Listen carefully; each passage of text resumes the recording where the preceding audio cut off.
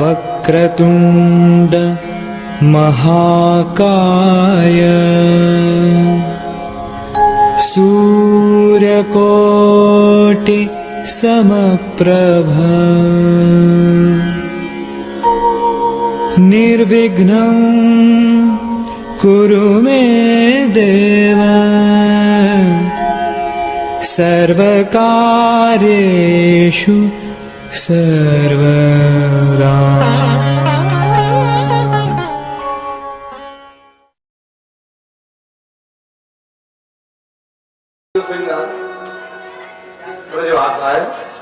हैं 4 घंटे सज रहा हूं तब तो मैं तैयार है सको आज, और तूने आके सारा दही डाल दी मेरे ऊपर, अब फिर से तैयार होने पड़ोगे। दूसरा ब्रजवासी बोले बाबा तू ही तो कह रहा हो तो लाला के दर्शन करना है।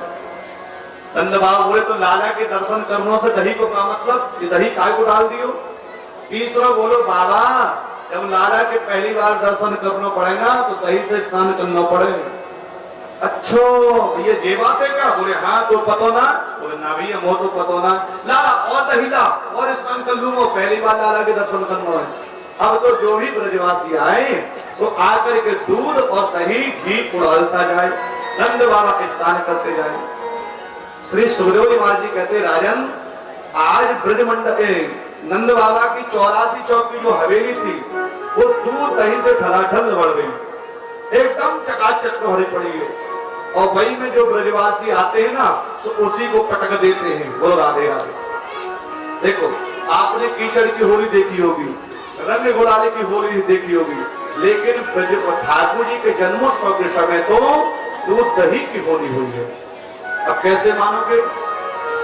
बोले यहाँ पर बताया है कोपः परस्परम दृष्टा दधि क्षीरगताम्बुभि असिंचन तो विलिम्पन तो नवनीतस्य चिच्छुपुः। एक दूसरे ऊपर क्या सींच रहे हैं? बोले असिंचन तो जो दही डला होता है उसको सींच रहे हैं, उड़ाच उड़ाच करके घी उड़ाच उड़ाच करके उनके ऊपर डाल रहे हैं। और ऐसे करके एक दूसरे के ऊपर, जैसे बचपन कभी कभी याद कर लिए करो। बोलो राधे राधे। देखो यहाँ की कथा में अब आप अपनी बुद्धि का इस्तेमाल मत करिएगा, एक निवेदन आपसे कर देते हैं। क्यों? बोले ब्रज में बुद्धि का लोभ है, यहाँ हृदय की बात समझ में आएगी, बुद्धि की बात समझ में नहीं आएगी। अगर ब्रज की कथा समझनी है तो हृदय से समझनी पड़ेगी, भाव से समझनी पड़ेगी, तब लगेगा कि इन ब्रजवासियों का वात्सल्य क्या है, नंद बाबा का प्रेम क्या है। यदि आज भी हम उसी बुद्धि से कथा को सुनेंगे ना तो ब्रज की कथा हम लोगों को कभी समझ में नहीं आएगी। इसलिए बचपन में जाओ, जब हम नदी में खेलते थे, तालाब में खेलते थे तो एक दूसरे को है ना पानी कोड़े लेते थे एकदम, मतलब दूसरे को भिगाने के लिए। वही स्थिति यहाँ ब्रजवासियों की है। जो आए सो सबके ऊपर उछलने लग जाए तो सबके सब दही में स्नान कर ले में, और खूब महाराज अनेक प्रकार के वाद्य यंत्र बजा रहे हैं। विचित्र विचित्र वाद्यानी अवाद्यंता विचित्राणी वादित्राणी महोत्सवे। इसमें कहा किसी ने ये नहीं बजाया कि ढोलक बजाए, ना ना ढोलक नहीं बजाया, पखावज बोले ना पखावज नहीं बजा रहे।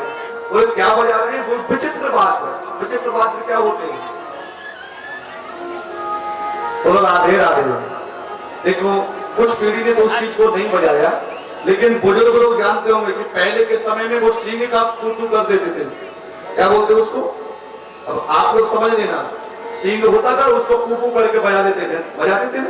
आप जैसे उस दिन कथा के प्रथम दिन वो भैया आए थे, वो अजीब प्रकार का पात्र लोग को गया, आप कहाँ बजता है, लेकिन हमें वो खड़िया में देखा। बोलो राधे राधे। हाँ वो टेढ़ा सा होता है, ऐसे बजाते हैं वो।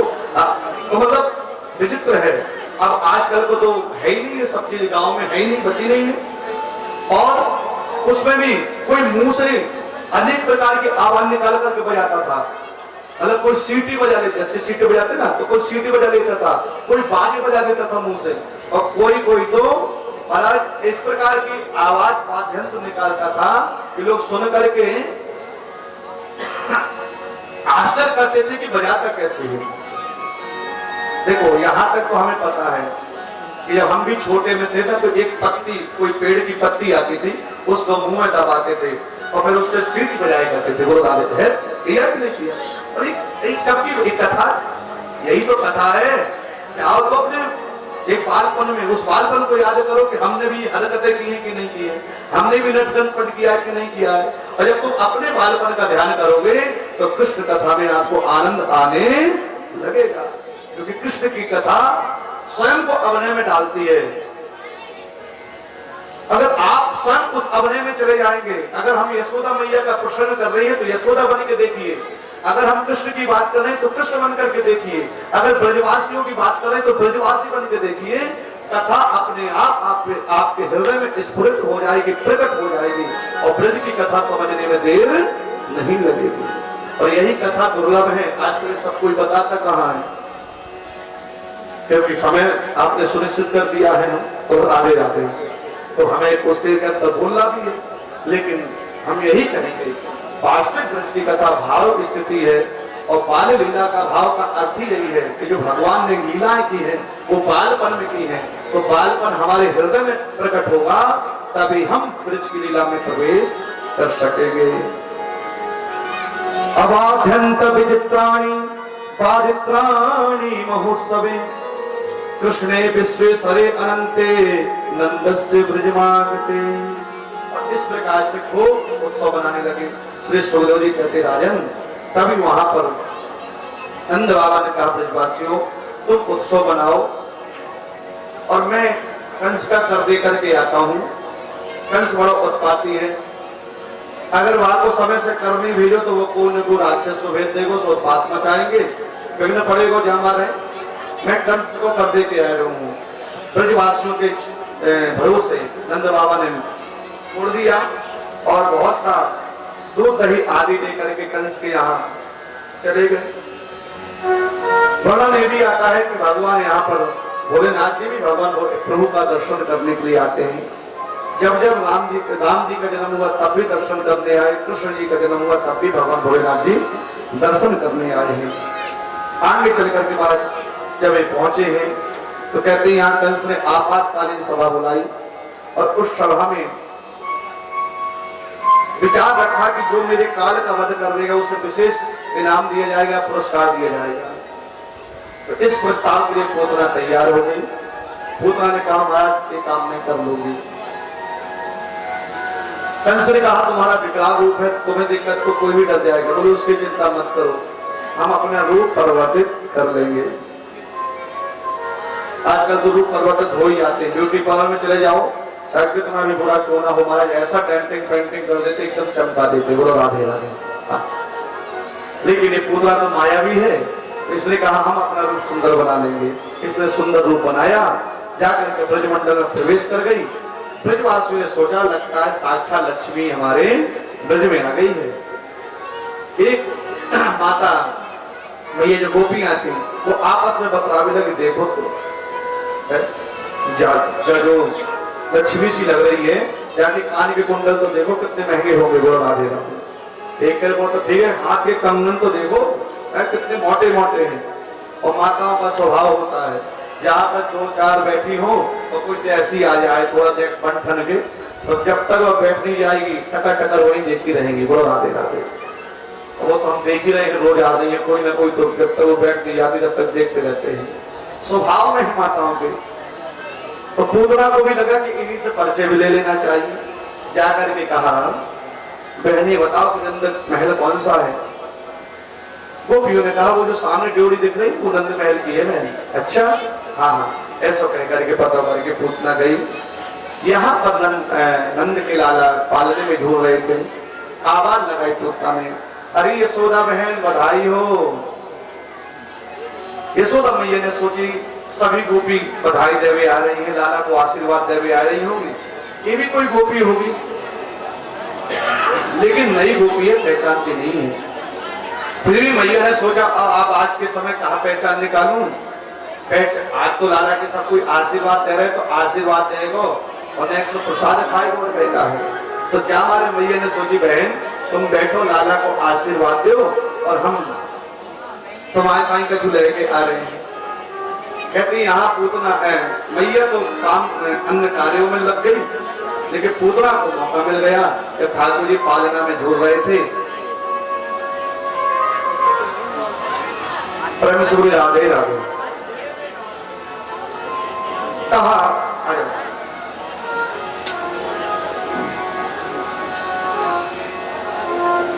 कि उस समय भगवान ने नेत्र बंद कर लिए।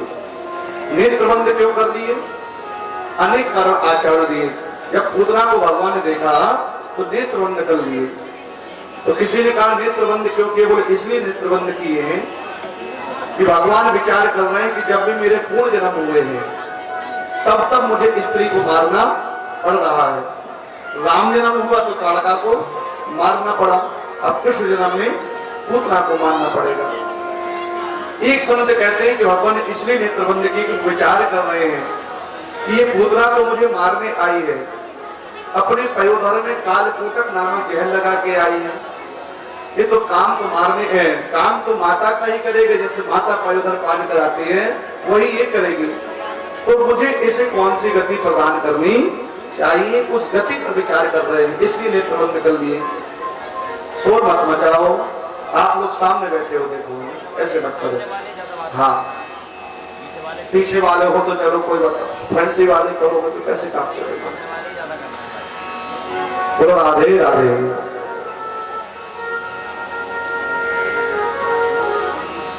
तो कौन सी गति देंगे, इस गति पर विचार किया। तीसरे संत का भाव है कि भगवान विचार कर रहे हैं, भोलेनाथ जी से प्रार्थना कर रहे हैं कि हे भोलेनाथ, हम तो ब्रज में माखन मिश्री खावे आए हैं, वो दही खाएंगे ऐसा बोलकर विचार करके आए, लेकिन आते ही ये पूतना तो जहर पिलाएगी, तो जहर आप पी लेना और दूध हम पी लेंगे। तो इसलिए विचार करके उनको बंधन कर रहे हैं। ऐसे बहुत से संतों ने अपने अपने भाव व्यक्त किए हैं। सुखदेव जी कहते राजन, यहाँ पर पूतना ने कन्हैया को ठाकुर जी को अपनी गोदी में उठाया है और पयोधर पान कराने लगी है। थोड़ी देर बाद पूतना ने सोचा ये अपने आप मर जाएगा, लेकिन भगवान दुग्ध पान करते रहे। तब दुग्ध पान करते करते भगवान उसके प्राणों को भी पीने लगे, खींचने लगे। तो ये पूतना चिल्लाने लगी, सामुंच मुंचालमिति प्रभाषणी निष्पीड्यमाना खिल जीव मर्मणि विप्रत नेत्रै चरणों भुजौ मुहुः प्रविष्ण गात्राचिपते रुरोधः। सामुंच मुंचालमिति प्रभाषणी, अरे लाला छोड़, अरे लाला छोड़, मुझ मुक्त कर दे, मुझे मुक्त कर दे। तो कुछ आचार्य कहते हैं कि पूतना का आशय है कहने का कि मुझे मुक्त कर दे, मानो इस संसार बंधन से मुझे मुक्त कर दो। तो भगवान कहते हैं मौसी जी जिसे हम पकड़ते हैं उसे मुक्त करके ही रहते हैं, छोड़ देते हैं। और दूसरा भाव ये है, ठाकुर जी ये कहना चाहते कि जिसे हम पकड़ते हैं उसे छोड़ते नहीं है, ये हमारा स्वभाव है। भगवान का स्वभाव कैसा है? और राम और कृष्ण में बड़ा अंतर है। बोले क्या? बोले राम सहज है, कृष्ण टेढ़े हैं। बोलो राधे राधे। राम शब्द कहने में भी आपको आराम लगेगा और कृष्ण शब्द कहने में भी अटपटा लगेगा, क्योंकि कृष्ण शब्द के पल्ले नहीं पड़ता। इसलिए आज तक राधे शब्द पर हमारे लोग संतुष्ट नहीं हो पाते कि राधे राधे क्या है। उनको लगता है राम राम करना चाहिए, यद्यपि राम और कृष्ण में कोई अंतर नहीं है। राम कृष्ण तो एक है, अंतर नहीं इनमें। इनके नयन गंभीर हैं, उनके चपल विषय, कोई अंतर नहीं है, बस केवल विचार है। तो राधे शब्द या मान लो कृष्ण शब्द थोड़ा अटपटा है, जो सीधे सीधे उतरता नहीं है। राम राम सीधे बोल दिया जाता है, थोड़ा परिश्रम भी नहीं करना पड़ता। तो कहते हैं कृष्ण का स्वभाव ही कैसा है। आपको तो ये भी पता नहीं होगा कि इनको बांके बिहारी क्यों कहा जाता है। बोलते सबको ही है, जाते सबको ही है। किस किस को पता है बांके बिहारी इनको क्यों कहा जाता है? भगवान को बताइए, किसी को नहीं है पता, कोई को भी नहीं। हे भगवान, इतनी कथा सुनते हो तुम लोग दिन रात टीवी में अनुदाचार्य की, फिर भी तुम लोग बता नहीं पाते हो। चलो हम बताते हैं, लेकिन आगे कोई पूछे तो बता देना, ठीक है। इनको बांके बिहारी इसलिए कहा जाता है क्योंकि 3 जगह से टेढ़े हैं। बांके का मतलब टेढ़ा, कितने जगह से टेढ़े ठाकुर जी? 3 जगह से। कहां कहां से? गर्दन से, कमर से और पैरों से। ठाकुर जी त्रिभंग ललित हैं। 3 प्रकार से टेढ़े होने के कारण ही इनको बांके कहा गया है। बिहारी तो है, इसलिए इनका नाम ही पड़ गया बांके बिहारी लाल। तो बांके बिहारी लाल की आचार्य कहते हैं। और कृष्ण शब्द भी, कृष्ण की जो ककार की रकार है ये बड़ी खतरनाक है। इस ककार की रकार का अर्थ होता है कांटा। कांटा अगर फंस जाए तो उसमें मछली फंस ही जाती है। इस कांटे की उपयोगिता बड़ी दिव्य है। आचार्य कहते हैं कि कांटा क्या है। बोले कभी कभी आपने देखा होगा कि बड़ी से बड़ी गाड़ी का, ट्रक, बस आदि का एक्सीडेंट हो जाता है। और जब एक्सीडेंट हो जाता है तो या नदी में या किसी खाई में गिर जाती है तो कौन सी मशीन को बुलाना पड़ता है? जेसीबी को, क्रेन मशीन को बुला ले जाते। क्रेन को बुलाया जाता है कि नहीं बुलाया जाता? क्रेन मशीन आएगी और क्रेन मशीन का जो हिस्सा होता है सबसे बाद में ऐसे टेढ़ा है ना, ये क्या है? एक ककार का रकार है। तो उसी ककार के रकार में उस कांटे में उस गाड़ी को फंसाया जाता है और फिर वो कांटा ही उठा करके उस गाड़ी को सड़क पर रख देता है, तो उसकी मंजिल तक पहुंचा देता है।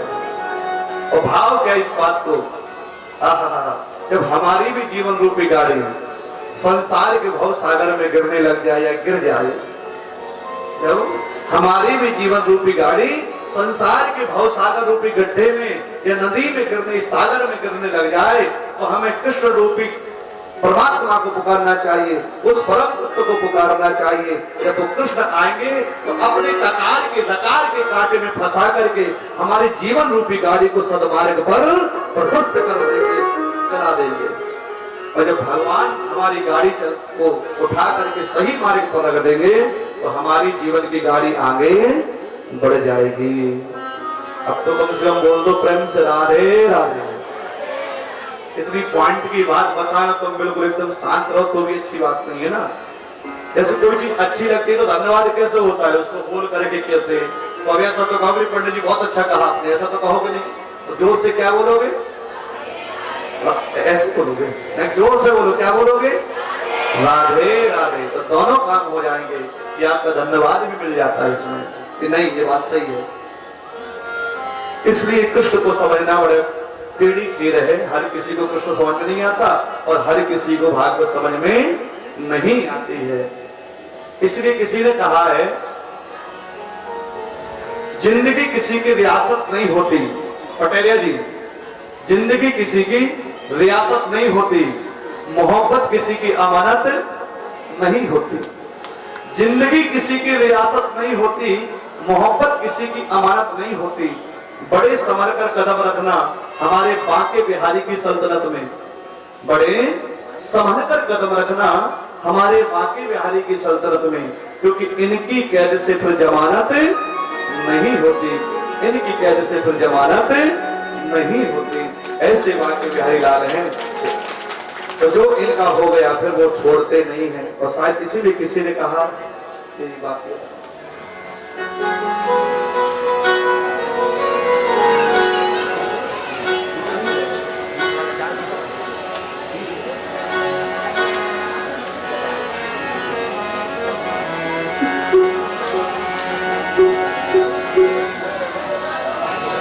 तो तेरी बाकी अदानी उसाविरे,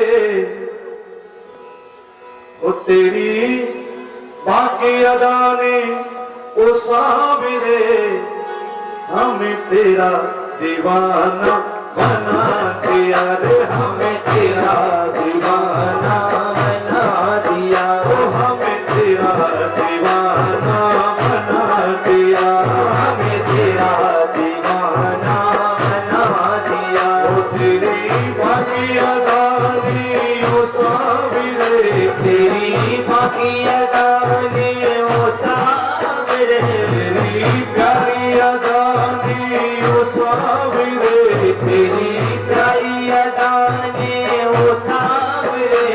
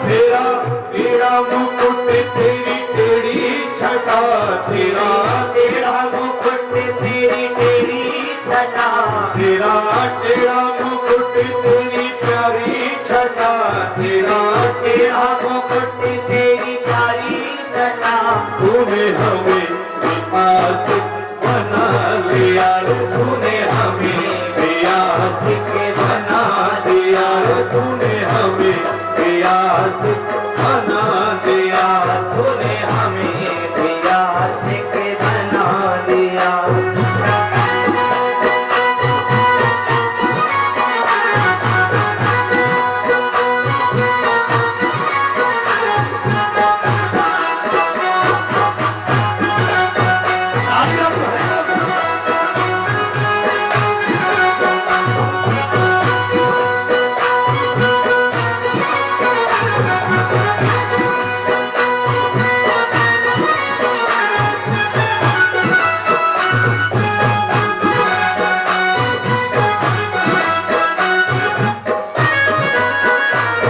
तेरा प्यार है मेरी जिंदगी, तेरा प्यार है मेरी जिंदगी, तेरा काम है तेरी बंदगी, मेरा काम है तेरी बंदगी, तेरा प्यार है मेरी जिंदगी, तेरा प्यार है मेरी जिंदगी, तेरा काम है मेरी बंदगी, मेरा काम है मेरी बंदगी, जो तेरी खुशी वो मेरी खुशी, जो तेरी खुशी वो मेरी खुशी, तेरी एक नजर का सवाल है, तेरी एक नजर का कमाल है, हमें होश है ना ख्याल है,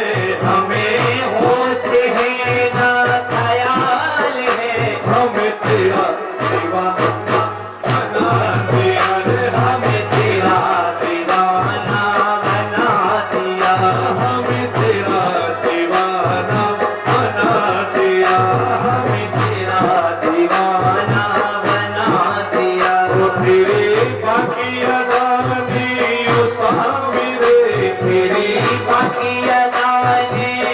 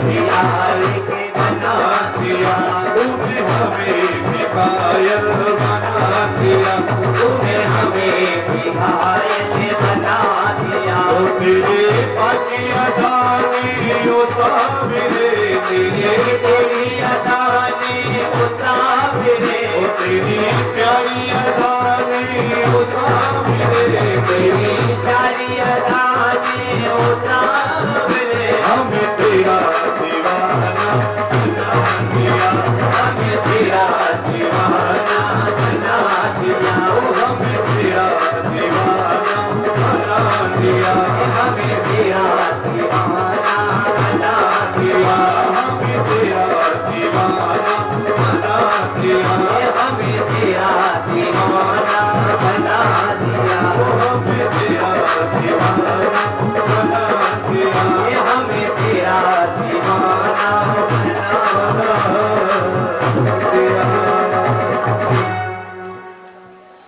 तेरी बाकी अदा ने ओ सामरे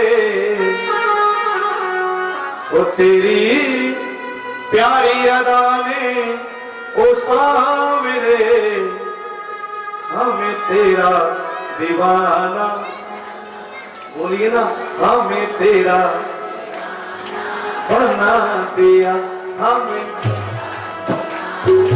क्या बात है थोड़ा हाथ उठा करके बोलेंगे तो और अच्छा लगेगा ओ हमें तेरा दिया तेरी बाकी अदा ओ तेरी प्यारी अदा हमें तेरा दीवाना हमें तेरा दीवाना बना दिया और बाके बिहारी लाल की इसलिए इनको बाके बिहारी कहा जाता है। यदि अब कोई पूछे तो हमारी बदनामी मत कराना, बोलो राधे राधे। बता देना, हमें बताया था महाराज जी ने, हमने सुना था ठाकुर जी 3 जगह से टेढ़े हैं, इसलिए उनको बाकी कहा जाता है। बोलो बाके बिहारी लाल की। तो आज भगवान ने दुग्ध पान किया, उसके बाद पूतना घबराने लगी, तो पूतना बाहर को भागी, विकराल रूप प्रकट करने लगी। जब विकराल रूप प्रकट किया तो सारे ब्रजवासी डर गए और जा करके यहाँ कंस के बगीचे, उड़ती हुई आकाश मार्ग के द्वारा कंस के 6 कोस के बगीचे में जाकर के पूतना गिरी है और भगवान ने उसका अंत कर दिया है। बोले कृष्ण लाल की जय। कहते इस पूतना को 6 कोस के बगीचे में गिराया और पूतना का वध हो गया। यद्यपि वधनी उद्धार है। बाद में जब ये बात नंद बाबा को पता चलता है बसदेव जी के द्वारा, क्योंकि बस जब कर देने के लिए गए थे तो इन्होंने जाकर के नंद बाबा से भेंट भी की। नंद बाबा ने कहा बसदेव तुम आए तो हो, लेकिन हमको ऐसा लग रहा है जैसे गोकुल में कोई घटना घटने वाली है बुरी सी, तुम जल्दी आओ। तो नंद बाबा शीघ्र अतिशीघ्र आए और आकर के इन्होंने देखा कि यहाँ पर पूतना मरी पड़ी है और उसी समय सब ब्रजवासियों के साथ में मिल करके पूतना के अनेक टुकड़े करके उसको जलाया है। जब उसमें अग्नि दान किया गया, अंतिम संस्कार किया गया पूतना को शरीर में, तो सुखदेव जी कहते हैं राजन उस समय सारा ब्रजमंडल सुगंधित हो गया, वातावरण सुगंध में हो गया। प्रश्न उठ गया इस राक्षसी के शरीर से जो धुआं निकला है इससे पूरा ब्रजमंडल सुगंधित कैसे हो गया। सुखदेव जी कहते राजन देख लो देख लो देख लो देख लो देख लो सब पता है तुम्हारा, ये एक को जानते हैं। हटा रहे अब पैर जाएंगे आएंगे तो पीछे ही जाएंगे, आगे थोड़ी बैठेंगे। बोलो राधे राधे।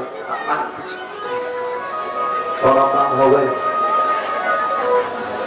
हाँ थोड़ा किस भैया रास्ता दे दो, कुर्सी हटा दो, क्योंकि व्यवस्था तो कोई देखने वाला है ही नहीं है, हमें को बोलना पड़ेगा सारा संचालन। और वो कुर्सी वहां से हटा लो, थोड़ा जो वहां बैठे थोड़ा ऐसे खिसक जाए कि लोग पीछे जा सके।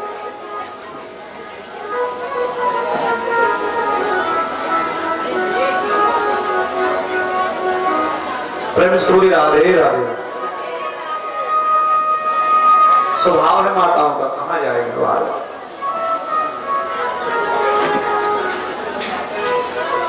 तो सुगंधित धुआं निकला है, इसका तात्पर्य क्या है? ये खुशबू क्यों आई? साधारण कोई व्यक्ति जब जलता है तो उसके देह से भी बदबू आती है, सुगंधित नहीं आती।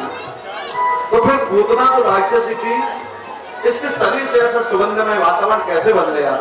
सुखदेव जी कहते राजन, जिसको मेरे गोविंद के कर का स्पर्श हो जाए। जब सुखदेव जी के शरीर की पीड़ा थी तो भगवान ने, राम ने उनके ऊपर कर का स्पर्श कराया, हाथ ही स्पर्श किया था, सारी पीड़ा दूर हो गई थी। और जिस पुत्रा को तो भगवान ने समस्त अपने शरीर के प्रत्येक अंगों का स्पर्श कराया है। कौन प्यारा आया? तो भैया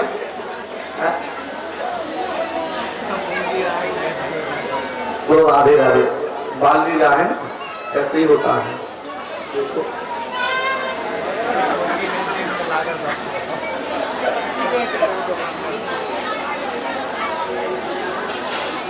भगवान का स्पर्श पाया है, और जब भगवान का स्पर्श पाया है, बोले क्या क्या स्पर्श किया भगवान का? बोले भगवान ने जब दुग्ध पान किया तो अधर अमृतों का, यानी कि अधरों का स्पर्श हुआ होगा। भगवान ने पयोधनों को पकड़ा होगा तो कर कमल का स्पर्श हुआ होगा। भगवान ने पूतना के ऊपर काफी देर तक खेलते रहे तो चरण कमल आदि का, प्रत्येक भगवान का अंग देख भी रहे होंगे तो नैनों की कृपा, स्पर्श का तो हाथों की कृपा, पैर से जब थपथपाया होगा मोटी थी पूतना है तो पैरों की कृपा हुई। ऐसा कौन सी कृपा बकाया थी पूतना के ऊपर जो भगवान ने ना की हो? और जिसको भगवान ने समस्त कृपाओं से फलीभूत कर दिया हो, और ऐसे जीव के जीवन में दुर्गंध हो ही नहीं सकती है। इसलिए सारा शरीर सुगंधमय हो गया। काट काट करके इनकी चिता लगाई गई थी, सारा वातावरण सुगंधमय होकर के पूरे ब्रजमंडल को वातावरण सुगंधमय बना दिया है। अब प्रश्न आता है कि पूतना 6 कोष की थी। बोलो राधे राधे। कितने कोष की? 6 कोष की। तो ये 6 कोष क्या है? प्रायः संत तो थोड़ा सा विनोद भाव में कहते हैं कि 18 किलोमीटर की पूतना थी। तो 18 किलोमीटर अनुमान लगाएंगे तो बड़ा लंबा चौड़ा हो जाएगा। इतना भी कोई, इतना भी हो भी सकता है, भगवान की लीला में शंका भी नहीं है। लेकिन ये भी कहते हैं कि जहां पूतना का सिर गिरा वो हुआ मुरसान, जहां पूतना के हाथ गिरे वो हुआ हाथरस, जहां पूतना की नाक गिरी वो हुआ नागपुर, और जहां पूतना के कान गिरे वो हो गया कानपुर, जहां पर पूतना के पैर गिरे वो हो गया पैगाम। तो ऐसे नाम भी पड़ गए। लेकिन इस बारे में बोले क्या नहीं लग रहा, हमें को लग रहा है।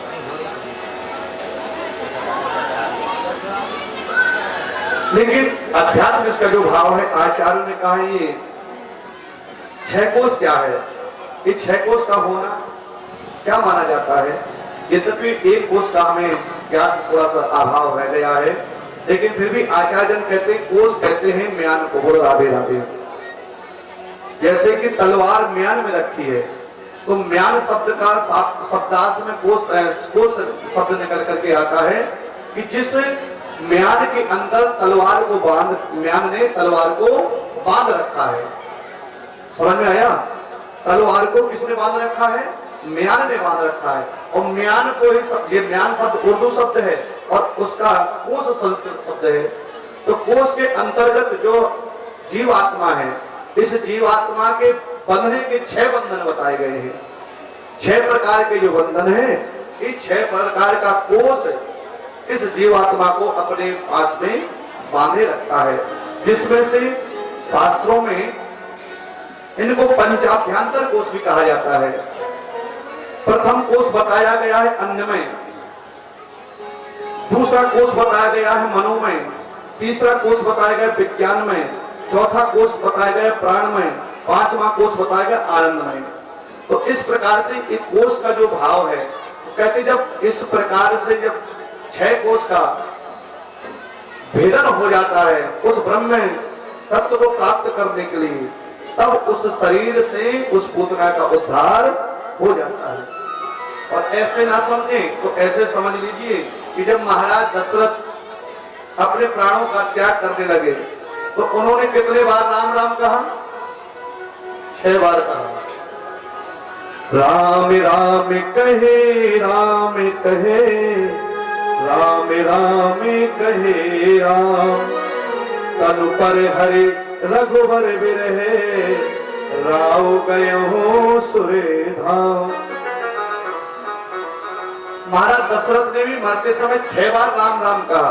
और 6 बार राम राम कहने का अर्थ है कि जो 6 प्रकार के कोष हैं, बंधन के, जो जीव आत्मा को बांधे रहते हैं, इससे भेदन करके वो आत्मा भगवान के धाम में चली जाती है। बोलो राधे राधे।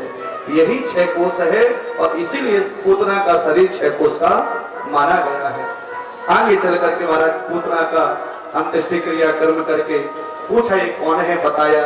कल कथा बताई थी, राजा बलि की पुत्री रत्नमाला ही ये पूतना बन करके आई थी। क्योंकि कल जब भगवान का रूप देखा था तो मोहित हो गई थी पूतना रत्नमाला।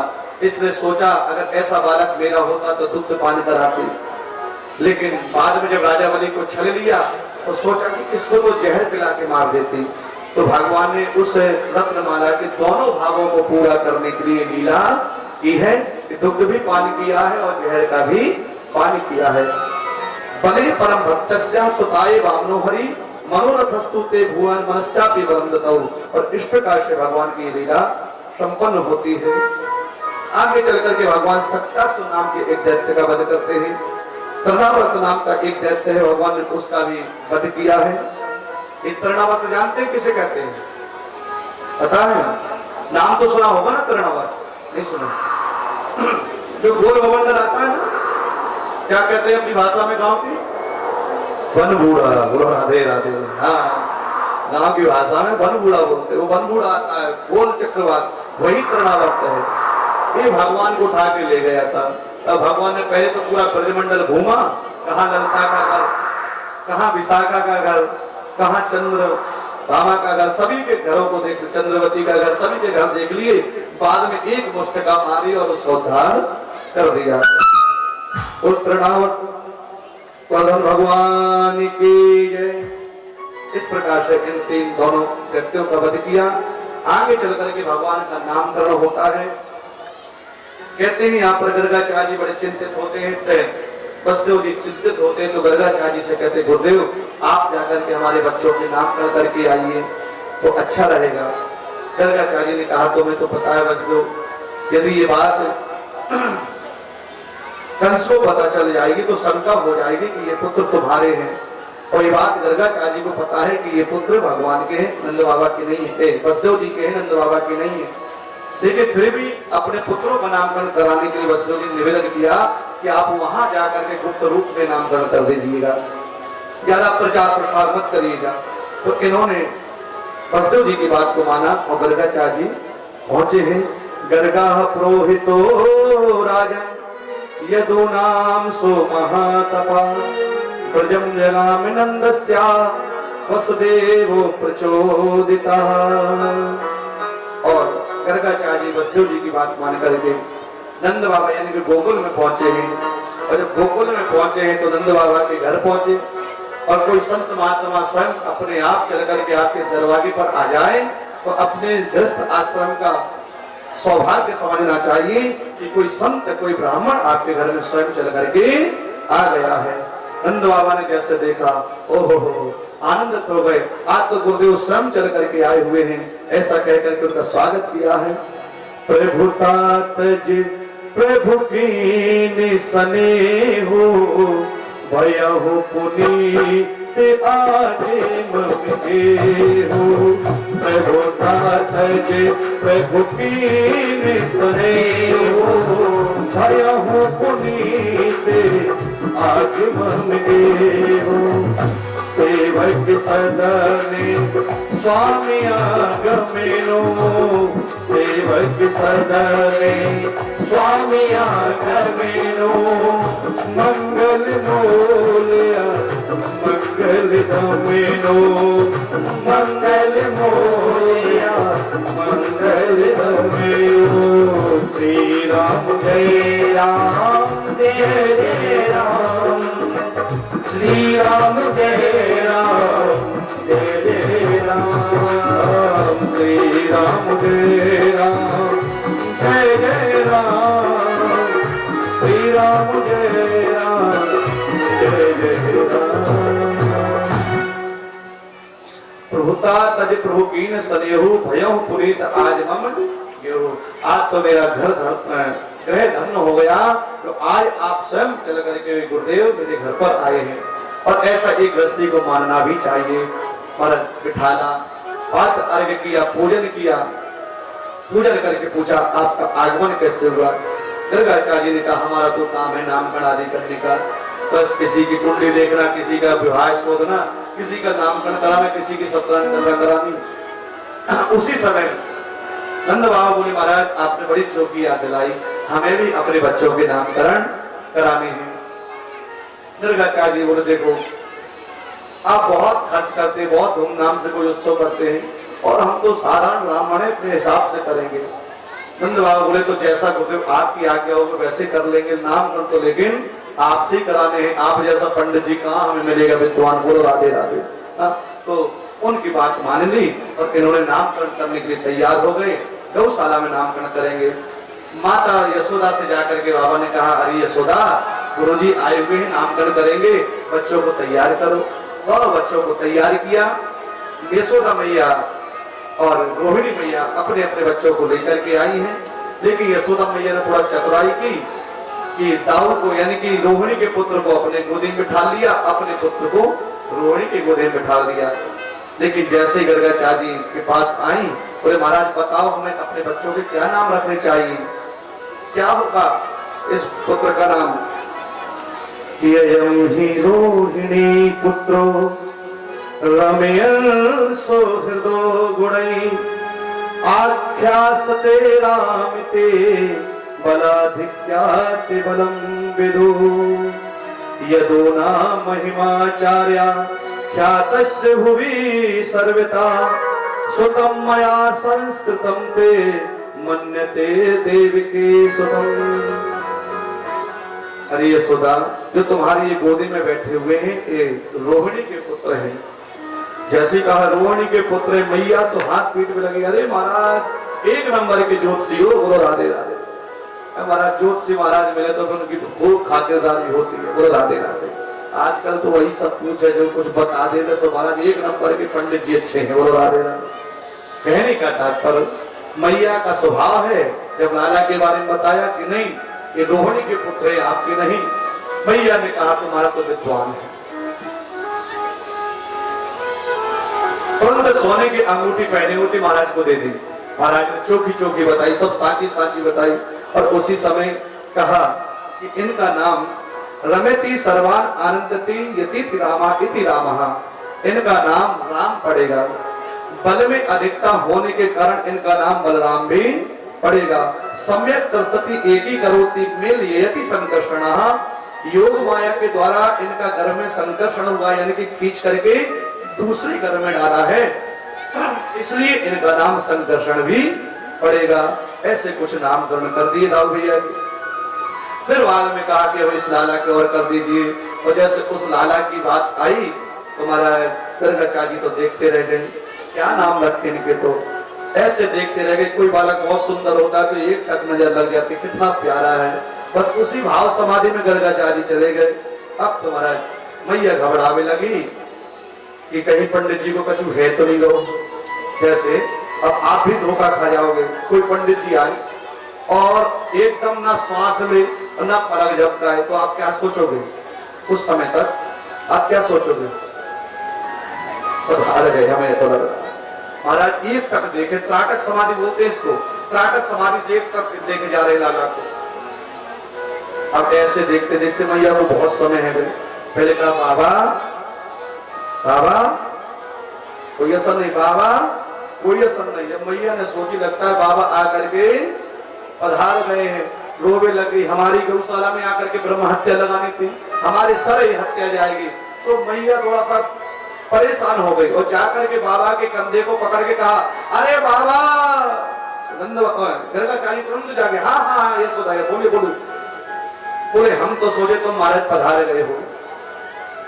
बोले नहीं नहीं नहीं, देख रहे थे तुम्हारे लाला की मस्तक की रेखा देख रहे थे, बड़ी गहरी है। हाँ तो वही तो हम पूछ रहे हैं महाराज, क्या नाम पड़ेगा, नाम तो बताओ, इनका नाम क्या होगा? इनके नाम अनेक अनूपा, मैं निर्भीक है विश्व निरूपा। इनके नाम अनेक अनूपा, मैं निर्भीक है विश्वपति निरूपा। नामी करनी करी अवसर जानी, रूप बोली पूछे यही मुन ज्ञानी। नामी करनी करी अवसर जानी, रूप बोली पूछे यही मुन ज्ञानी। जय तप प्रभु के नामी अनेका, श्रुति कहे अधिक एक तेका। जय तप प्रभु के नामी अनेका, श्रुति कहे अधिक एक तेका। श्रुति कहे अधिक एक तेका। अरे मैया बाबा, इनके तो अनेक नाम होंगे, क्या नाम, क्या नाम का नाम बताएं? अब आप नाम पूछ रहे हैं तो कुछ बता देते हैं। कृषि भूवाचिका शब्दो अणश्चा निर्वृत्ति वाचिका, तयोरैक्यं पर ब्रह्मा कृष्णा इत्याभिधेयते। कहते इस श्रुति के अनुसार जाना गया है कि आनंद और आकर्षण का एकत्र समावेश जिनमें होता है वही भगवान, वही श्री कृष्ण माने जाते हैं। इसलिए इनका नाम कृष्ण रहेगा। कि बहूनि संति नामानि रूपाणि च सुतस्ते, गुण कर्मानुरूपाणि तान्याहं नो वेदनो जरा। इनके अनेक नाम होंगे। वासुदेव पुत्र है इसलिए वसुदेव इनका नाम होगा, तो वसुदेव पुत्र इसलिए इनका वासुदेव होगा नाम। और लीला के वशीभूत होकर के आगे इनके अनेक नाम बढ़ते जाएंगे। ये बता दिया, नामकरण हो गया। बताए ना, ये नामकरण संस्कार 1 वर्ष में नंद बाबा ने कराया है और इस प्रकार से भगवान का नाम रखा दिया है। बोलो राधे राधे। इसलिए कहते ना, नाम की भी अपनी महिमा है। और नाम प्रायः 2 अक्षर पे या 4 अक्षर पे या 6 अक्षर पे रखने चाहिए। बोलो राधे राधे। शास्त्र कहता है या 2 अक्षर के नाम हो या 4 अक्षर के या 6 अक्षर के नाम पर ही नामकरण कराना का प्रयास करना चाहिए। एक भाव और आचार्य कहते हैं, जब बच्चे का नामकरण कराएं तो हमारे पूर्वजों में से किसी का उस नाम का एक भी शब्द आ जाएगा तो भी आपका वंशानुगत जो भाव रहता है वो दृढ़ हो जाएगा, वो पितरों को समर्पित हो जाएगा। बोलो राधे राधे। तुम्हारे बप्पा का जी का जो नाम है उस बप्पा के नाम में से एक अक्षर मिला लो अपने पुत्र के नाम में। पंडित जी से कहो ऐसा नामकरण होता है, लेकिन इसकी दक्षिणा मोटी लगती है। बोलो राधे राधे। ऐसे मोबाइल से सर्च कर लिया क्या नाम रखना है, ऐसे नहीं होता है। वो एक विधान है, उसमें भी समय लगता है। वो एक क्रिया, जब महाराज जी सर्च करेंगे, पता करेंगे, फिर वो नाम बनाएंगे, नाम ढूंढेंगे, तो उसमें परिश्रम होता है। तो जब ही फलित होता है, जब दक्षिणा ठीक ठाक मिलती है। नहीं तो पंडित जी भी कहते हैं हम अभी बता देते हैं। बोलो राधे राधे। थोड़ा जोर से बोली राधे राधे। तो ऐसे नाम, इसलिए तो प्रायः नाम राम है, कृष्ण है। आधे अक्षर की संस्कृत में मान्यता नहीं दी गई है। यहाँ पर नाम राम है, कृष्ण है, प्रायः 2 अक्षर से नाम जुड़े हुए हैं। इसलिए आचार्य कहते हैं प्रायः नाम भगवान से जुड़े रखने चाहिए। नाम की भी अपनी मर्यादा है। कई जगह बिना नाम के भी काम चलाना पड़ता है, लेकिन आज तक राधे कभी संसार में बिना नाम के काम नहीं चलता। बिना नाम के आपका एड्रेस नहीं बनेगा, बिना नाम के आपका पता नहीं बन पाएगा। आपको अगर जाना जाएगा तो नाम की जरूरत पड़ेगी। फलाने का बेटा है भाई, फलाने भैया का नाम, उसमें भी आपका गोत्र कुल सब जुड़ता है। इसलिए नाम का होना जरूरी होता है और नामकरण भी करना बहुत जरूरी होता है। लेकिन कुछ जगह ऐसी है जहां पर नाम लिया नहीं जाता है। वो राधे राधे। कुछ जगह ऐसी है जहां पर नाम नहीं लिया जाता है। किस किस का नाम नहीं लेना चाहिए? आत्म नाम गुरु नाम ना नामाति कर्मस्यचात्। व्यक्ति को कभी अपना नाम स्वयं नहीं लेना चाहिए। व्यक्ति को कभी अपना नाम स्वयं नहीं लेना चाहिए। गुरु जी का नाम नहीं लेना चाहिए। गुरु नाम उच्चारण करेंगे तो अपराध लगता है इसमें, इसलिए अपने गुरु जी को उनके पते से बताना चाहिए कि फलाने वहां के महाराज जी गुरुदेव हैं। और जब बहुत ही अगर लगे कि नहीं तो फिर थोड़ा सा उसमें उपाधि लगा करके उनके नाम को शोभामान बना करके श्री श्री 1008 जो भी बनता है या परम पूज्य आदरणीय श्री महाराज जी ऐसा बोलना चाहिए, तब गुरु महिमा होती। सीधी गुरु जी का नाम नहीं बताना चाहिए। तो आत्म नाम गुरु नाम ना नामाति कर्मस्यचात्। कभी भी कंजूस व्यक्ति का नाम नहीं लेना चाहिए। कोई बहुत ज्यादा कंजूस है तो मुख में नाम ही नहीं लो उस कंजूस का। और बोले अपने जेठे पुत्र का या जेठी पुत्री का नाम नहीं लेना चाहिए। समझे? अच्छा ये बताओ, ये बात कभी सुनी है? पहले सुनी है? सुनिए भाई, धन्यवाद। और आप लोगों ने तो जेठे पुत्र का नाम नहीं लेना चाहिए। अच्छा ये बात पहले कौन पता होती? जब समय आता तब पता चलता है। इसलिए साथ में ये बड़े बेटे को भैया कह के बेटा कह के पुकारते थे, नाम नहीं लेते थे। और अपने पत्नियों को अपने पति का नाम नहीं लेना चाहिए। बोलो राधे राधे। पत्नियों को अपने पति का नाम नहीं लेना चाहिए और पतियों को पत्नी का नाम नहीं लेना चाहिए, ऐसा विधान है। लेकिन अब क्या करें, कई बार महाराज लोग नहीं समझ पाते। अच्छा पहले मर्यादा थी, आज भी कई लोग माताएं जब बोलती हैं अपने स्वामी जी को बुलाती हैं तो कहते हैं ए पप्पू के पापा, या ऐसे हाँ राधे हमने बोलेंगे। एक वो पप्पू जी थे भैया जी पंडित जी, वो पता चलो उनको बुरा लग गया, कहते हमारे ऊपर पंडित जी क्यों रूठे थे। उस दिन हमने पप्पू पप्पू कह दिया तो वो गड़बड़ा गए, बोले कि हमारे नाम तो पप्पू है और किसी को देख के थोड़ी, हमें पता ही नहीं है नाम किसी के। तो हम तो कहावत में कह रहे थे कि भाई पप्पू नाम भी कोई नाम है।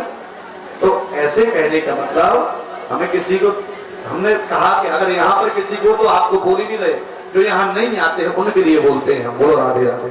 हाँ आप बुरा मत माना करें, 2 दिन की और बात है। हाँ तो कहने का तात्पर्य कुछ नाम ऐसे हैं यहाँ पर मर्यादा बनी रहती है। तो माताएं जब नाम नहीं तो बच्चे के नाम से बुलाएंगे, है ना, बोलती। और ज्यादा नहीं है तो फिर कहेंगे ए जी सुन रहे हो क्या? क्या कहेंगे? ए जी सुन रहे हो क्या? तो ए जी से काम चला लेते हैं। कभी कभी कभी कभी बच्चों के नाम से हो जाता है। तो ऐसी मर्यादाएं रही हैं। पहले तो इनका भान हमें नहीं था कि ये जी क्यों बोला जाता है, हमारे नाम से बुलाते हैं माता जी तो क्यों पापा जी को बुलाती हैं, उनको सीधी क्यों नहीं बुलाती हैं। तो कभी कभी कंफ्यूजन था, लेकिन कथाओं में प्रवेश हुआ। आज भी आज की जनरेशन को पता नहीं होगा कि क्यों बुलाते, क्यों नाम पापा का नहीं लिया जाता। उनको तो यही पता कि मम्मी को बोलना नहीं होगा, ऐसे कहती है बस। लेकिन पता कुछ ना कुछ कारण होता है। हमारी माताएं भी बड़ी विवेकी हैं, ऐसा नहीं है। ज्ञान बहुत पहले से स्थापित है, बस आज की जनरेशन ने पढ़ लिख करके उसको नष्ट कर दिया है। पढ़ लिखने का मतलब एक पाश्चात्यता का भाव है। उनको लगता है कि ये केवल उड़ता है। क्यों नहीं लिया जाता? किसी ने अपवाद कर दिया, बोले नाम तो शत्रु का नहीं लिया जाता। बोलो राधे राधे। नाम तो शत्रु का नहीं लिया जाता, ऐसा नहीं है। शास्त्र की मर्यादा, शास्त्र का जो भाव है कि पति का भी पत्नी को नाम नहीं लेना चाहिए, वो हम आपको ही मानना चाहिए। शास्त्र सम्मत बात हम यहाँ पर रखेंगे, इसलिए उस मर्यादा का पालन आज भी हो रहा है। लेकिन अब कई बार ऐसी स्थिति आ जाती है कि पतियों के नाम निकल आते हैं, महाराज तो क्या करें? बोलो राधे राधे। ओम जय जगदीश हरे स्वामी जगदीश हरे, भक्त जनों के संकट दास जनों के संकट क्षण में दूर करे। ओम जय जगदीश। ऐसी एक मैया थी, और मैया के पति को नाम जगदीश। और संयोग देखो कि हमारे जजमान को नाम भी जगदीश। अब ये मत मानिए कि हम तो मैं बोल रहे हैं, हमें तो बात प्रसंग में लेनी थी। हाँ बताओ, सब है। अब बताइए ये कितना सुंदर है। तो कहने का तात्पर्य है तो भगवान का नाम जगदीश। अब यहाँ पे एक मैया गांव की थी बेचारी, और वो जानती थी कि पति का नाम ही लेना है, तो अब क्या किया जाए? कीर्तन करना है, आरती तो सबको रखी होती है। तो क्या किया? बोले ओम जय पप्पू के पापा हरे। अब जो बेटे का नाम था वो नाम वहां जोड़ दिया। बोले नाम भी नहीं लेंगे, मर्यादा की मर्यादा रह जाएगी, आरती की आरती हो जाएगी। तो कई बार ऐसी भी मर्यादाओं का पालन करना पड़ता है। एक दृष्टांत तो लगभग, अच्छा हमें सच बात पता ये सब आते नहीं है, लेकिन हम थोड़ा सा विचार करते हैं कि कुछ तो इन लोगों को थोड़ा लगे कि नहीं हम दृष्टांत बोल रहे हैं। यद्यपि हम कथा ज्यादा बोलते हैं, हमारी एक आदत में है, ये सामाजिक भाव बहुत ज्यादा बोलते हैं, दृष्टांत बहुत नहीं रहते।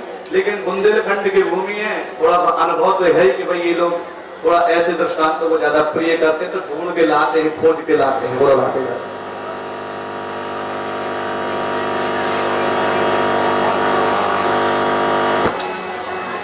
हरि बोल। एक गांव में नई नई बहू आई, तो संयोग बसात गांव की बहू थी, सास बड़ी तेज थी, और एक दिन बहू ने मट्ठा भाया, दही भा करके रख दिया, तो उसमें से मक्खन निकला। मक्खन क्या, वो थोड़ा सा पढ़ी लिखी थी, तो उसने कहा माता जी मक्खन निकल आया। संयोग से सास को बड़ा गुस्सा आया, अरे तू बड़ी बन गई है, अभी नई नई आई है, बड़ी अफवाह ऐसी बातें बोली कि थोड़ा बहू को बुरा लगा कि मैंने क्या कह दिया। अरे तू ऐसा नाम ले रही है, पता है ये नाम जो तू ले रही है तेरे ददिया सास को नाम थे, वो ददिया ससुर को नाम थे। बोलो राधे राधे। विनंती द्रव्यालाभे साग्रह गुप्तो यात युक्रोसितो कान। बक्सार मुंचत कुछ समय, भैया ये तेरा जो लाला है ना, असमय हमारे बचड़ों को खोल देता है।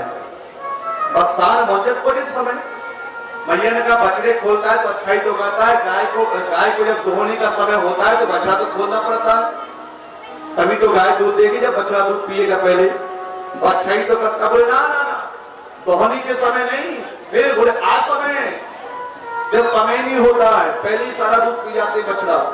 अच्छा कोई बात नहीं बहन, उसको दया आ जाती हो, तुम बछड़ों को भूखे रखते होगे इसलिए। फिर दूसरी बोली, भैया ने कहा अगर ज्यादा ही ऐसा नटखटपन करता है तो फिर ऐसा किया करो, थोड़ा सा उसे डांट दिया करो। क्या कहना, थोड़ा डांट दिया करो, रोज संजात सा, थोड़ा सा कह दिया क्या कर रहे हो, ऐसे कर दिया करो।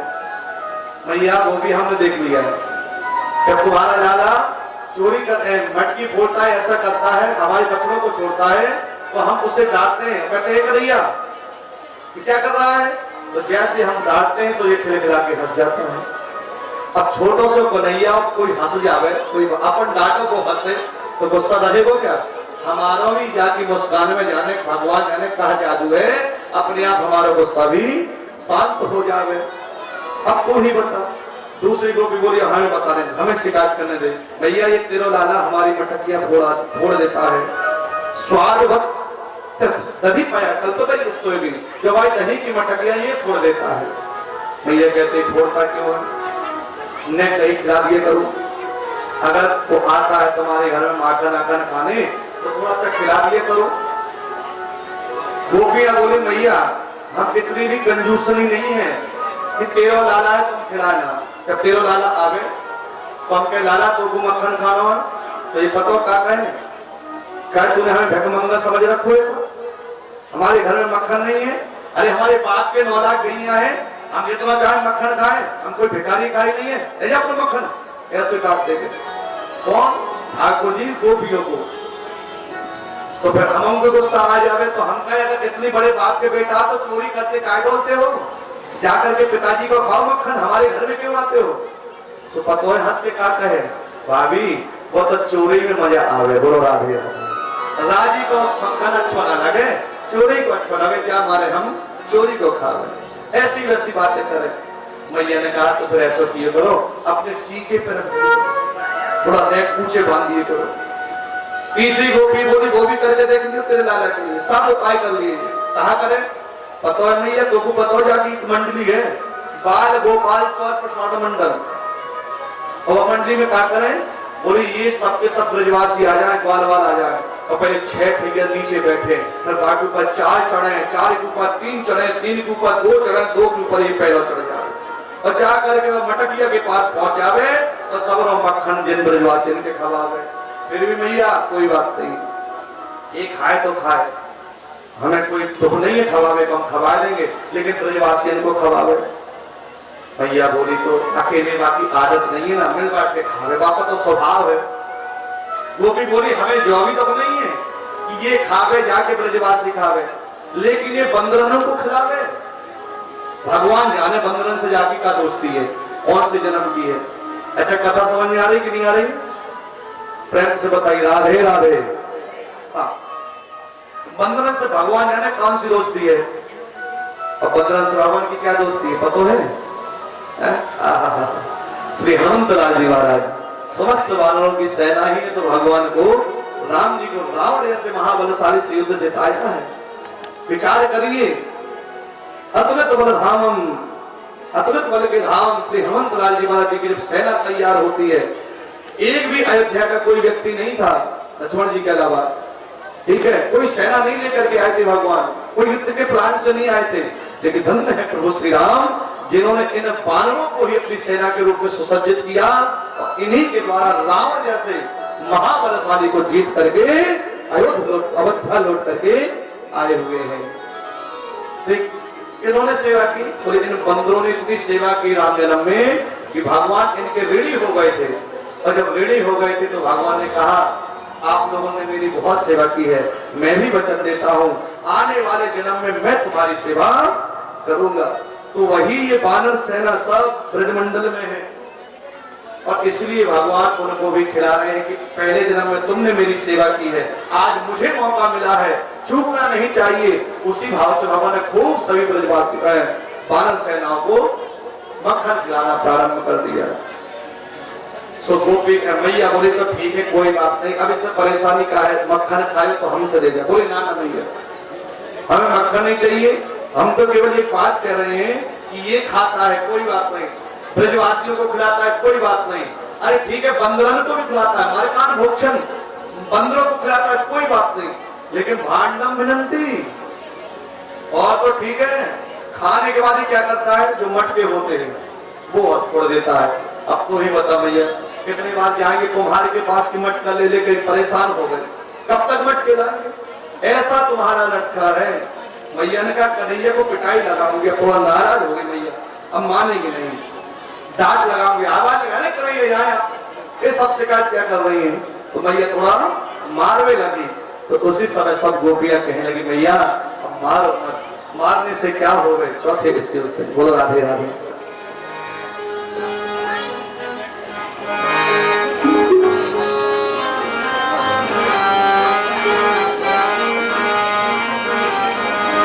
मैया का हुए अबे मारे से, मैया देखो बंदे भाव में गा रहे हैं, है ना, आता नहीं फिर भी गा रहे हैं, लेकिन आप लोगों को आनंद, केवल आनंद आना चाहिए। बिहार मने मोहन बिगड़े गए मारे से, मने मोहन बिगड़े गए मारे से, मने मोहन बिगड़े गए मारे से, मने मोहन बिगड़े गए मारे से, मने मोहन बिगड़े गए मारे से, मैया काहू भी अबे मारे से, मने मोहन बिगड़े गए मारे से, मैया काहू भी अबे मारे से, मने मोहन बिगड़े गए मारे से।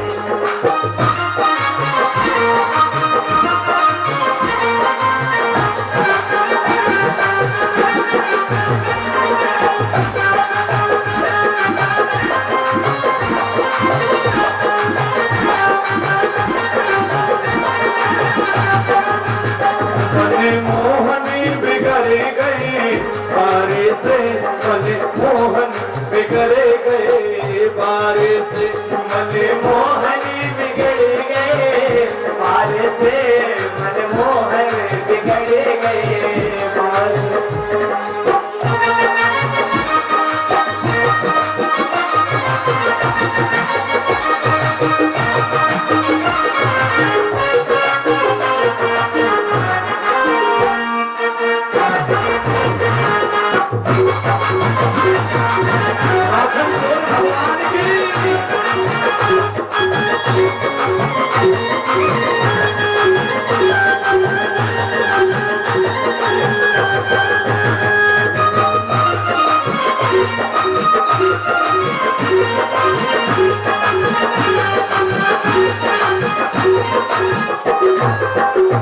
थोड़ी दूध दही के लाने थोड़ी दूध दही के लाने थोड़ी दूध दही के लाने थोड़ी दूध दही के लाने ओ घर घर घर घर घर घर फिरते सहारे से मन मोहन बिगड़ गए सारे से अरे घरे घरे फिरते सहारे से मन मोहन बिगड़ गए सारे से काहो में मैया काहो में अब मारे से मन मोहन बिगड़ गए सारे मैया काहो में अब मारे से मन मोहन बिगड़ गए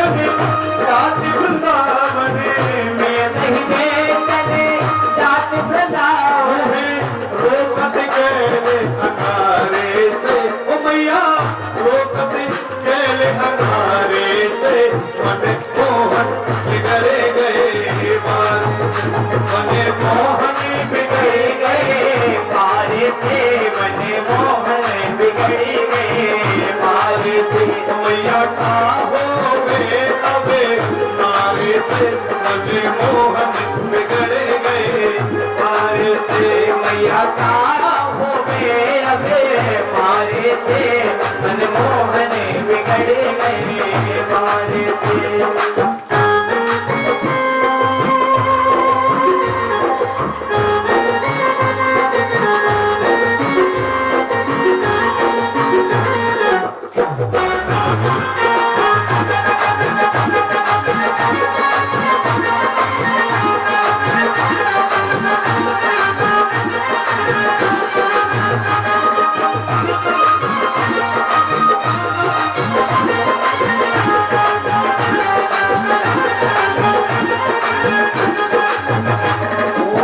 मटकी थोड़ी मोरी मैया मरोड़ी मटकी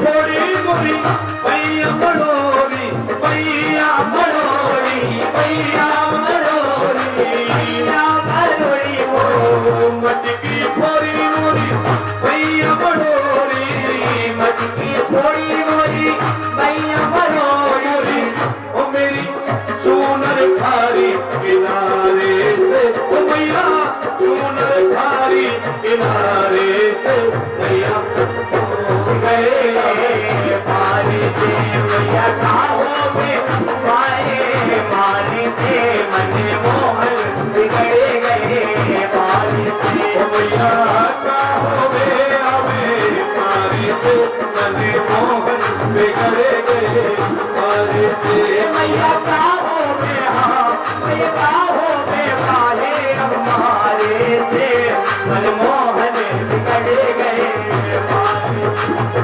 काहों में खाना को मारे थे मन मोहन बिगड़े अपने से नहीं बिगड़े कन्हैया अपने से नहीं बिगड़े कन्हैया अपने से नहीं बिगड़े कन्हैया अपने से नहीं बिगड़े कन्हैया बिगड़े कन्हैया बिगड़े कन्हैया बिगड़े कन्हैया बिगड़े कन्हैया अपने से नहीं बिगड़े कन्हैया अपने से नहीं बिगड़े कन्हैया सखियन के इशारे पे मैया इन सखियन के इशारे से मन मोहन बिगड़ गए पारे से मन मोहन बिगड़ गए पारे से मन मोहन बिगड़ गए पारे से मन मोहन मन मोहन बिगड़ गए पारे से मन मोहन बिगड़ गए पारे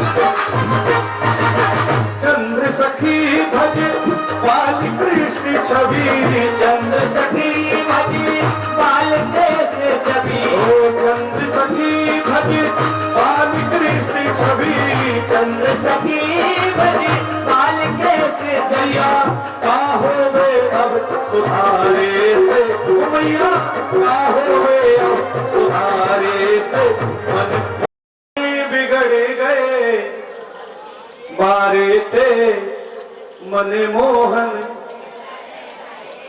मारे थे ओ मैया काहो वे अवे ओ मैया काहो वे अवे ओ मने मोहन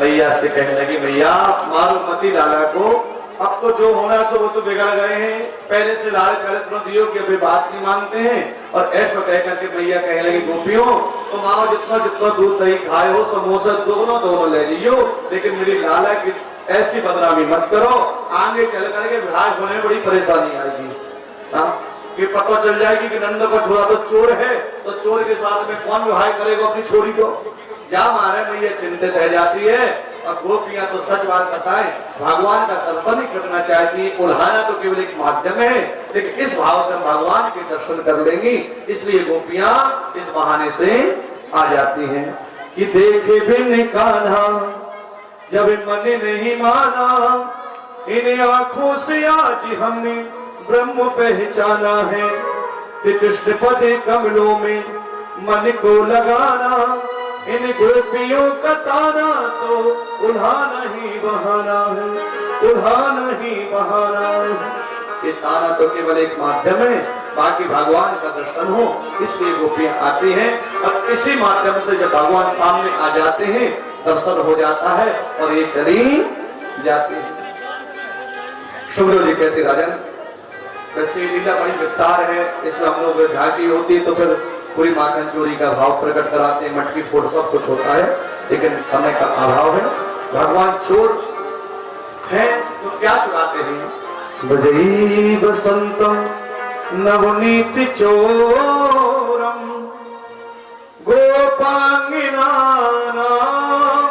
चदिकुल चोरम श्री अनेक जन्मा जित पाप चोरम चोराग्रगण्यो शरणो प्रपद्ये चोराग्रगण्यो शरणं प्रपद्ये ब्रजे वसंतो नवनीत चोरम गोपांगनानाम चदगोल चोरम अनेक जन्मार्जित पाप चोरम। क्या चुराते हैं भगवान? आपके अनेक जन्मों के पापों का हरण कर लेते हैं, पापों को चुरा लेते हैं। इसलिए अनेक जन्मार्जित पाप चोरम चोराग्रगण्यम शरणम प्रपद्ये। बाल कृष्णलाल के जय। माखन चोर भगवान की। आगे चल करके भगवान ने मृदा भक्षण की है और एक दिन भगवान थोड़ा सा मैया का दूध पी रहे थे। मैया तो दूध प्यारो है कि दूध प्यारो? मैया ने कहा वो तो दूध प्यारो है। अच्छा अच्छा पूछ रहा हूं। इतना सुन के भगवान चले गए। तब तक एक दासी दौड़ करके मैया का दूध पी रहे थे। दासी दौड़ती गोपी दौड़ती आई और कहने लगी मैया तुम यार लाला को दूध पिला रही हो और जो चूल्हे पे दूध रखो वो उफान दे रहो। तो इन्होंने लाला को दूध पीता हुआ आधा छोड़ा और दूध बचाने के बारे भागी। भगवान कहने लगे देखो इस डोकरी को, अभी मैंने जैसे पूछी तो दूध प्यारो है कि दूध प्यारो है? तो कहने लगी वो तो दूध प्यारो है। अब दूध के ताई दूध को फेंक के चली गई। यानी कि कथनी कछु और है, करनी कछु और है। ये मुझे जाने ना, मैं ब्रह्म हूँ, मैं ईश्वर हूँ। थोड़े दिन के लिए भगवान अपने ऐश्वर्य भाव को जागृत कर लिए। अब मैं बताऊंगा मेरी ऐसी उपेक्षा करी मैया ने मेरी। और महाराज उसी समय एक लोड़ा उठायो और जाकर के जो ददिया सास के जमाने की मटकिया थी दामे फोड़ दी। मैया को पता चल गई जाने का जो नटखटपन की है, अगर डांटू नहीं तो बिगड़ जाएगा। क्या हमारे मैया ने वहीं से संगति उठाई और संगति उठा के पीछे एक नहीं रुक यहाँ पे। कन्हैया ने जैसे देखा मैया संगति लेके आई है, अब तो भगवान भागने लगे। मैया कहीं लाला पकड़ में आ जाए। भगवान कहते संगति फेंक तभी आऊंगा। मैं कह रही हूँ पकड़ में आ जाए, मैं हार गई हूँ, थक गई हूँ, मुझसे चलो न जावे। आप ही भगाई लियो आंगन में। भगवान कहते हार गई है तो फिर बता कि मुझको मारेगी तो नहीं, मुझको मारेगी तो नहीं। मैया ने कहा ना ना तेरी पूजा करूंगी, हाथ को उतारूंगी, रसगुल्ले खिलाऊंगी, रुक तो जा।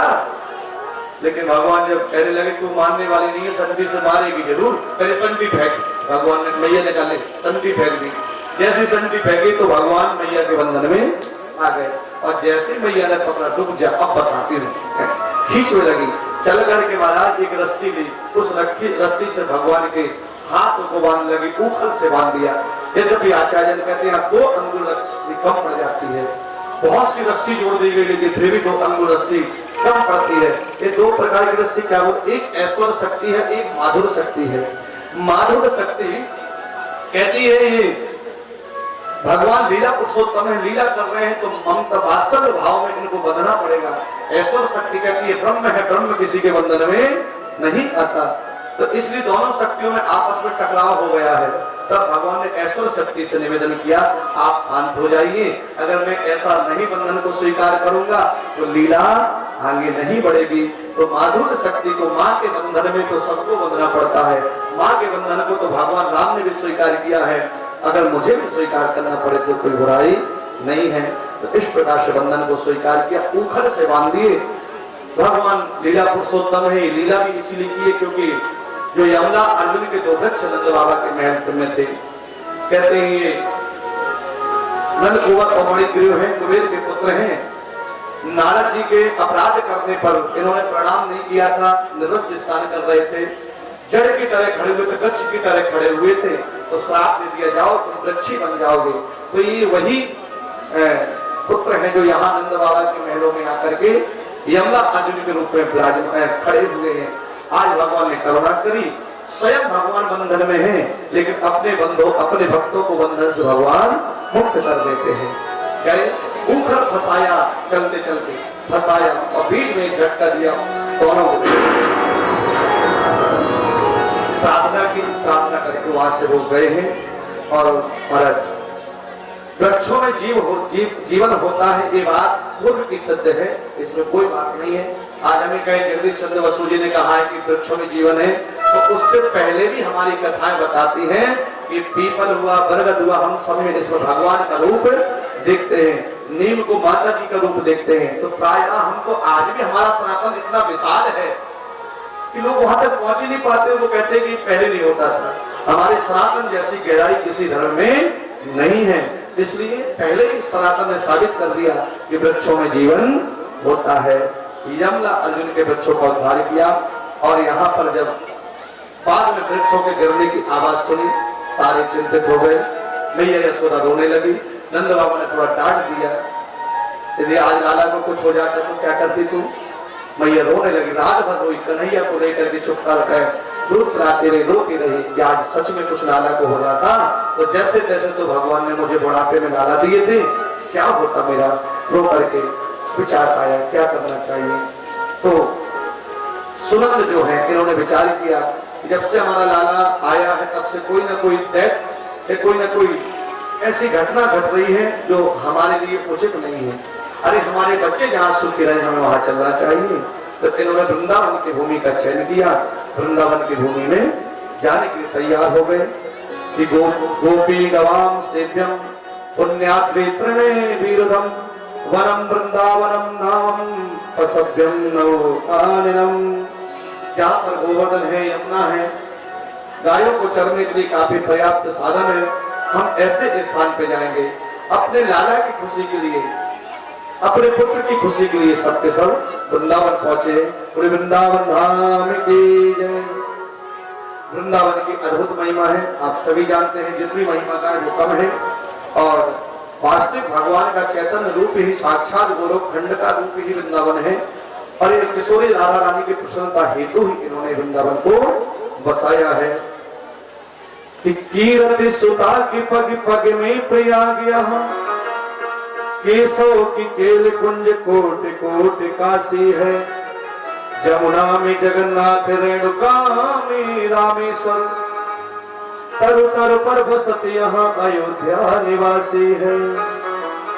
कि कोटि बार काशी केदारनाथ रामेश्वर गया, जगन्नाथ आदि चाहे जहाँ घूम आओगे, होंगे प्रत्यक्ष यहाँ दर्श श्यामा श्याम के, वृंदावन सा कहीं आनंद नहीं पाओगे। ऐसा वृंदावन धाम जिसकी महिमा संतों ने गाई है। तो ऐसे ब्रज धाम को हम प्रणाम करते हैं। आगे चल करके महाराज यहाँ पर भगवान ने अगासुर का वध किया है। ब्रह्मा जी द्वारा बछड़ों का हरण हुआ है, ग्वाल वालों का हरण हुआ है। यद्यपि जब भगवान ने लीला की कि ब्रजवासियों का जूठा खाया तो ब्रह्मा जी को आश्चर्य हो गया, थोड़ा सा भ्रमित हो गए कि ये भगवान हो सकता है जो ब्रजवासियों को जूठा खा रहा है।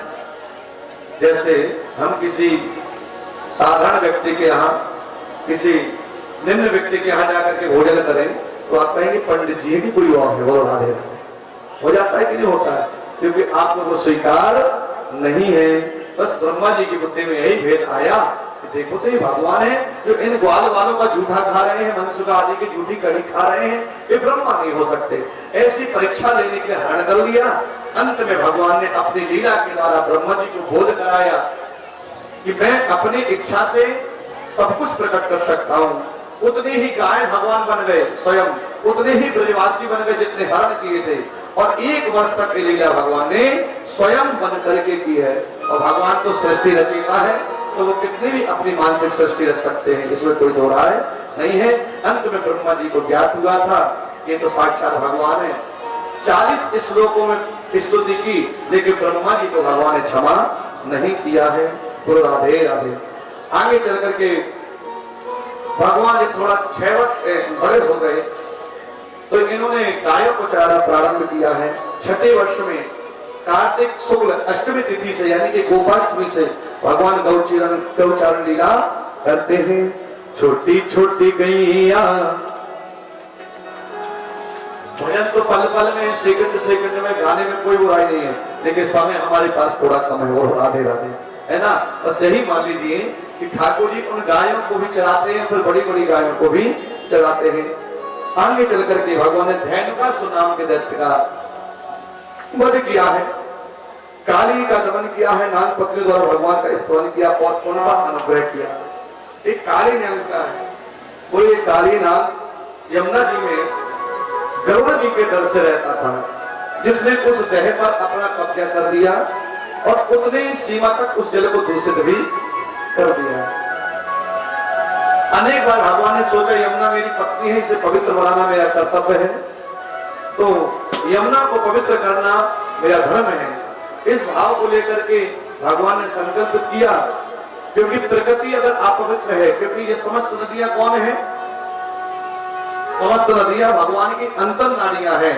जैसे कि हमारा शरीर और हमारे शरीर की नसें, अगर इनमें से कहीं कोई नस ब्लॉक हो जाए तो जीवन गड़बड़ा जाता है।